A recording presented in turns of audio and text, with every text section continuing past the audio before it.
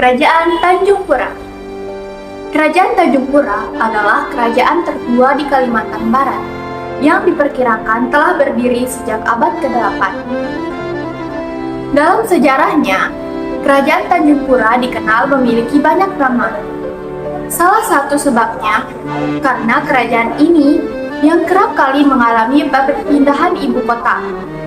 Dari kitab Negara Kertagama, diketahui bahwa Tanjung Pura disebut sebagai Bakulapura, yang merupakan daerah taklukan Kerajaan Singasari.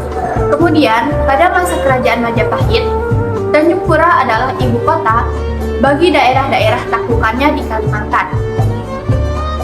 Menurut Paparaton, penguasa Tanjung Pura adalah anak Bere Mampel II yang bernama Manggalawardhani Suragani pada tahun 1429 hingga 1464. Pada awal abad ke-14, ibu kota Tanjung Pura seringkali mengalami perpindahan.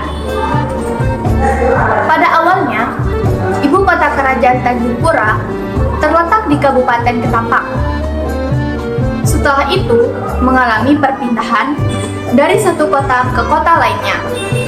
Beberapa hal yang menyebabkan kerajaan Tanjung Pura seringkali berpindah ibu kota adalah karena adanya serangan dari bajak laut dan kerajaan lain.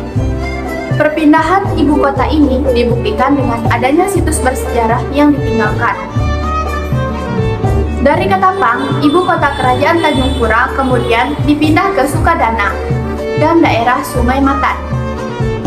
Setelah itu, dipindahkan lagi ke Indralaya, Kartapura, Desa Tanjung Pura, dan terakhir ke Mulyakerta. Oleh karena itu, kerajaan Tanjung Pura juga disebut sebagai Kerajaan Sukadana, Kerajaan Matan, dan Kerajaan Indralaya. Pada awalnya, kerajaan Tanjung Pura bercorak Hindu. Pengaruh Islam mulai masuk ketika ibu kotanya dipindahkan ke kota Sukadana. Sultan Muhammad Syaifuddin yang berkuasa antara tahun 1622 hingga 1665 menjadi raja pertama yang bergelar Sultan. Upaya kerajaan Tanjung Pura untuk bertahan dengan memindahkan ibu kota ternyata berhasil. Kerajaan ini tetap ada bahkan ketika masa penjajahan kolonial Belanda maupun Jepang. Salah satu peninggalan kerajaan Tanjung Pura yang masih ada hingga kini adalah Keraton Muhammad Saunan.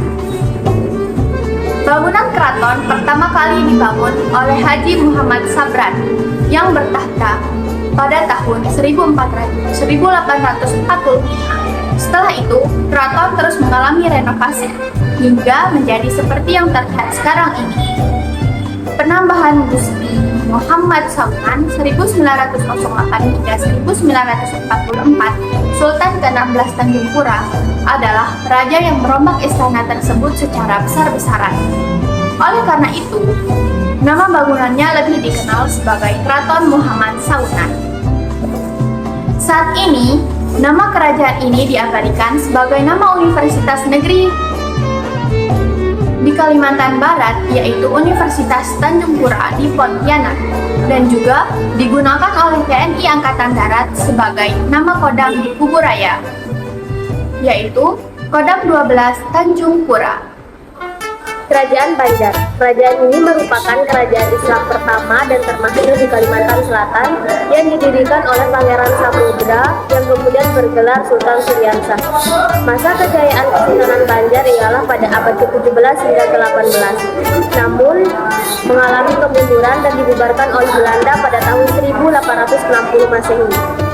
Keberhasilan Pangeran Samudra tidak terlepas dari dukungan umat Islam dan Fatih masih bersama prajurit Kerajaan Demak. Kemudian ia memindahkan pusat pemerintahan ke Banjarmasin atau sekarang dikenal dengan Banjarmasin. Lalu peristiwa ini tercatat sebagai awal berdiri Kerajaan Banjar dan masa kebangkitan orang-orang Islam di Kalimantan. Sultan Suryansah memerintah sejak tahun 1526 sampai 1545 Masehi.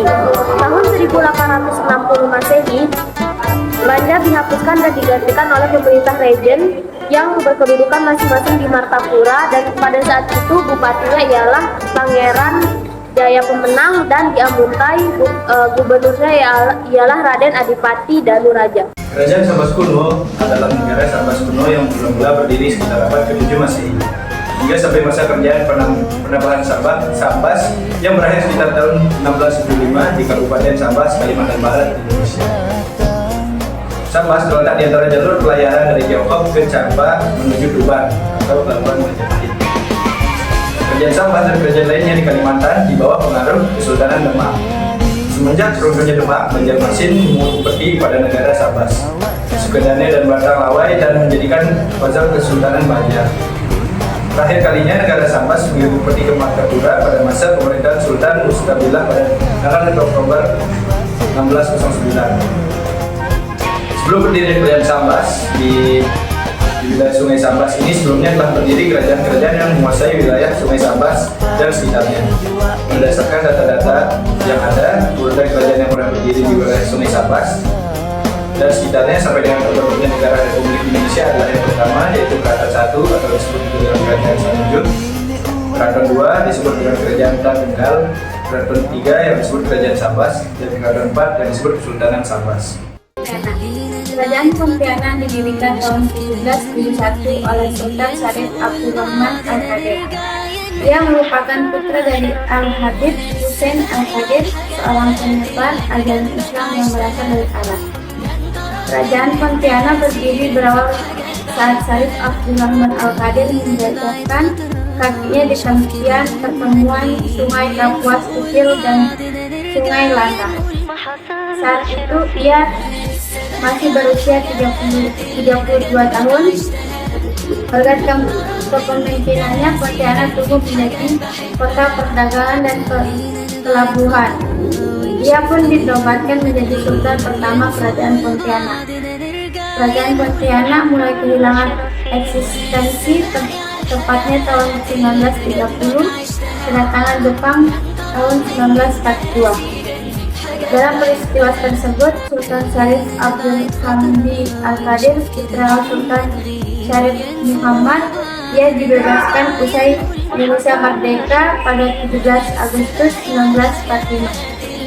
Ketika Sultan Hamid II meninggal tahun 1978, terjadi kekosongan kekuasaan Kerajaan Pontianak. Syarif Abu Bakar Al-Qadir memegang posisi hingga 2017 dan digantikan oleh Sultan Syarif Mahmud hingga kini.